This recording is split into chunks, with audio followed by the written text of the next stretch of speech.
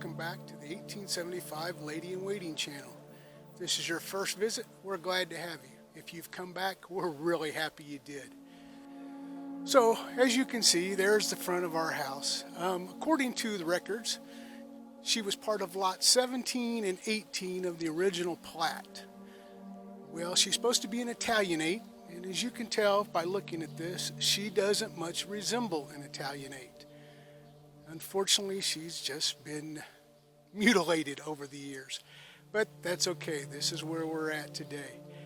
You know, a little fun fact here, according to a newspaper clipping we had found, when she was built in 1875, the original owners, the Hopkins, they had just moved into the house very recently, according to the article. And the house was struck by lightning. It said it was a significant strike, blowing off plaster and timbers from the both interior and the exterior of the house. You know, this is kind of how she starts, and unfortunately she doesn't get a whole lot better as we go along, but that's all right. We're changing all that now.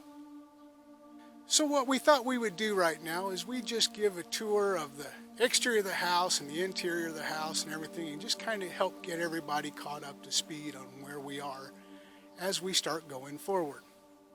So we thought we'd start the tour here from across the street looking back at the house. The funny thing is that we've lived in the house for 5 years, and this is the first time in 5 years that you can actually see the entire front of the house. You know, as we've said, that, you know, everything was severely overgrown. It had been neglected and abandoned for over 20 years. And this spring, summer, I finally got the rest of the honeysuckle and the overgrown bushes and everything else cut down. As you can see my little pile of wood over there. And you can actually see the entire front of the house at one time. It's not necessarily a good thing, because you can also see how ugly she really is right now. But we're going to fix that as we go forward. The front of the facade, like I said, it's supposed to be Italianate. It doesn't look like an Italianate right now. None of the windows match. None of the windows are what they should be. All the ornamentation's gone. The brackets are gone. There's a couple left on the back of the house, thank goodness, that we can use for patterns as we go forward. But there's nothing else there. So this is our current driveway cut. This is oddly specific for some reason. The historic preservation folks want us to duplicate this kind of pattern when we put in the new driveway cut. The new driveway cut will start on this far edge here and go that way about 20 feet. And then the driveway will curl up towards where my truck is parked and go on back that side of the house as we go forward. One of the things that I want to point out is, I know you've seen my wife in a lot of the pictures, but you probably won't see her in very many videos. And this is because she doesn't really care for all the stuff that I'm doing. However, she does care about this stuff right here. And this is the stuff that you will see her evidence and her handiwork of a lot. When it comes to landscaping, this is her thing. All of this has been done since we've moved in, and it's all done by her. I don't do this. I am honest. This doesn't do anything for me. I mean, I love to look at it, I really do. But I'd rather go in there and hammer a couple million nails as to stand out here and plant half a dozen flowers. But that's okay. We make a good team when it comes to this. This is what her pleasure is, and this is what she will do the most of. So we're quite thrilled about that. And we get a lot of compliments from the people that pass, talk about how much work we're doing. And the truth is, they can't see any of the work we're doing, but they can see the landscaping. And so that makes us happy. One of the first things we're going to talk about is this porch. And this porch, I kid you not, is just the most god-awful thing you can think of. It doesn't belong. It was added sometime around the 1940s or so is what we believe. The porch that should be here should have long, thin columns that looks like an Italianate. It should be made out of wood. And all of this is just wrong, and it's going to go away. I will say one thing as I'm thinking about it here. I keep saying since we've lived in the house. People have asked, do you actually live here? And I keep telling them, no, we don't actually live here right now. But we did. When we sold our house up in the suburbs that we moved out of, and we'd already bought this house, we moved into it. And we lived here for about 8 weeks. It was the longest 8 weeks, I think, of our life. It's part of the reason why we know how much work it really needs and why we're having to do so much other things. I can tell you that we had barely any water. We had electricity to a lot of things, but also we got shocked a lot and sparks flew from several switches. And the gas, even though there's gas in multiple furnaces in the home, the gas itself isn't onto those furnaces. When the gas company came out here, they turned it onto the meters, but they would not turn the meters on because that the furnaces appeared to be so old and so unsafe that they wouldn't authorize us lighting them up. So that's why we can't live in the house right now. This is an example of one of the columns on the porch. As you can see by this level, we are a good 2 to 2.5 inches out of plumb in a 4-foot level. Absolutely crazy. So as you can see on this column here, if you look up towards the top there where that limestone cap is, there is a gap. I'm not sure how well you can see it. We'll try to focus in on that just a little bit, see if we can't make that a little better. But there is a gap up there. To be truthful, that corner of the porch does not touch that post or that pillar in any way. It's about 2.5 to 3 inches. I mean, I can stick my whole hand in between the top of the column and the bottom of those headers. And that's a result from this whole big thing, this big porch, this massive sized porch. Is basically what this is doing is it's all running in that direction. It's all wanting to lean that way. If we show you here's parts of the porch itself, the slab, you can see that for a long time this has been a problem. They've tried to repair it numerous times, but it's just been a problem. The front half of the porch leans towards the front of the, leans to the front. It's running that way. The back portion of the porch is leaning towards the house, and so we just have this high point right here in the middle that's just cracked and split, and so again we're just trying to document all the reasons why we're having to do what we're having to do. My little wing walls out here, if you take a look at them, they are leaning out. They've separated from the steps. Down by the time you get down there to the bottom, that's a good inch. Over here it's worse, so you can't really see it too much because of the weeds that have grown up through it at this point in time. But the whole thing is just it's coming down. There's just it's doing what it's doing. I wish it weren't so, but that's just the way it is. Here is another example. We have 4 columns, and each one leans in a different cardinal direction. That's they're out of plumb in one way or the other.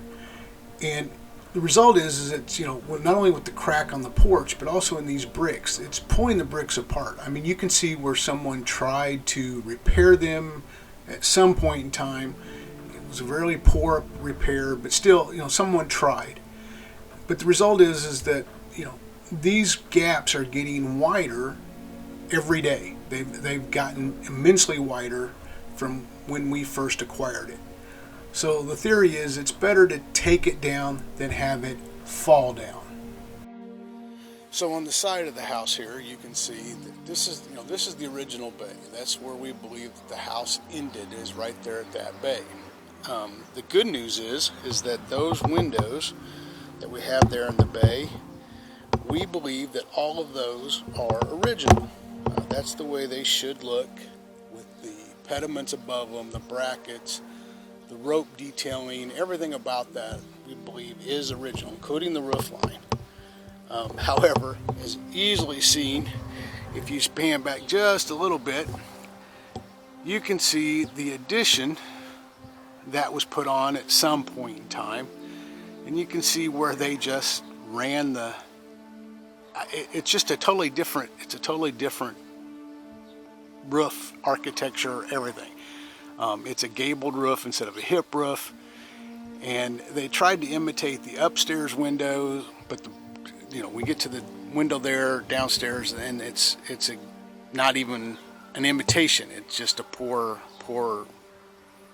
wannabe. Then we have the back little porch that was added on. And again, we don't think that these were done at the same time. We think these were done later. But don't look too close, because it's falling off as well. So we're going to have to tear it off to start over, especially since we're working on the foundation anyway. So this stump here, this is the last of the honeysuckle bushes. It was the biggest massive one. I mean, obviously, as you can tell, that stump is not little. It is quite a huge. It had some beef to it. I mean, obviously, there's the stack of lumber that we got out of it, and we'll burn all that. It's fine. But it had grown all the way up into this power pole up here. There was a bunch of wires that was right up into it, and we finally got it down this spring. Right here is where we're hoping. You can see from right there straight across, and then we'll show you the one up this way. This is where we're hoping, this is the leftover of all the ash trees that we cut down. We've given away some of it, we've burnt some of it, we're going to get some more of it burnt as we go. But to this pole there, or that marker, and then that marker over there, that's where we hope to build the new garage, the new carriage house. Now, one thing I will show you that's really kind of cool that we found over the years are all of these. These are all like 4 inches by 9 inches. They're granite blocks is what they are. And where they come from, we had them around landscaping beds and everything. But where they come from was that in Indianapolis in the early 1900s, they had public restrooms. And they were built out of these. But the cool part of it is they were built underground. They were under the streets and sidewalks. You entered it through almost like a phone booth type portal. They were stood on the opposite corners. One said men, one said women, and you went into it, and there was a set of stairs, and you went down the steps to these public restrooms that were under the streets. And the whole thing was constructed out of these concrete blocks. I mean, literally, the way I understand it, it was a couple million concrete granite blocks that had been used to construct all these bathrooms that were under the city. And here's the bad part, though. By World War II, all of these had been deconstructed and were gone. So, they took the blocks, people took the blocks, people sold the blocks, people stole the blocks. I don't know what all happened, but all I know is that we have a good stack of these that we're going to reuse, recycle, and put into our eventual landscaping, fire pit, patio, who knows what we're going to do, but we're going to do something with them. As you can see, my backyard is still extremely overgrown, even though I have tried for 5 years to keep it down. So here we have what's left of the little garage that was out here. This is the amount of concrete that's left. At the time we did this, we filled up a couple of different dumpsters. I had rented a Bobcat for a couple of days, and we filled up 2 dumpsters, and we didn't want to get a third at that time, mainly because that I had to send the Bobcat back. But we've got a whole bunch of plaster that we're going to have to load to a dumpster, and so when we do, I will just load this in it as well, and we'll go forward. Here's the the fence that we showed you some pictures of that we had to replace thanks to the landscape guys that are the tree guys that cut the trees down. They kind of got a little crazy back here, but still even some more stumps that we are still trying to get rid of all the stumps from all the trees. You know, I tell people that we took, 19 trees down out of here and they can't believe it. And then, it's like we keep uncovering more and more stumps that, okay, yeah, oh, here's a stump we missed and here's a stump we missed, and it's just crazy. We still have quite a few trees back here. So here we have the back of the house. My camera iron took this video here early in the morning. I wanted you to have the sunlight on it and have it in all its glory. I mean, it's just a mess. Just looking at it, you can tell that it was an add-on at some point in time, and that it's old and saggy, and it's just, it's just a mess. But there she is. Obviously doesn't match the front facade in any way, shape, or form. But the plan is to hopefully we'll take down that back porch that was an add-on that's just really, really in bad shape. We'll take the roof off, as I've mentioned a couple of times, and we'll build it up to be the same height as the rest of the roof line. And then we'll bump out the whole house out to where the porch ends right there and make it a second story and everything to add to the second story space up there and the third story space.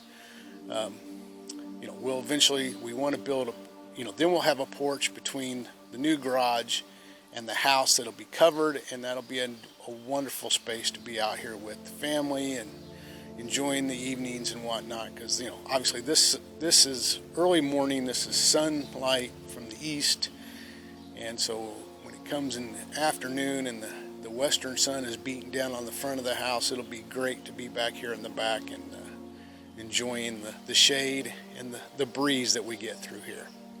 So here along this side of the house over here, we're trying to show you a little bit. Those two windows at the top there, if I can get out from under the tree, those two windows up there, those are what we believe to be the two original windows to this side. This one over here and this one, this is part of the addition. So even though they tried to mimic that window, it doesn't exactly match. It's not as tall. So it's an add-on. Same with the one up there in the front. That was an add-on. None of that matches. But those two up there, we believe are original to the house.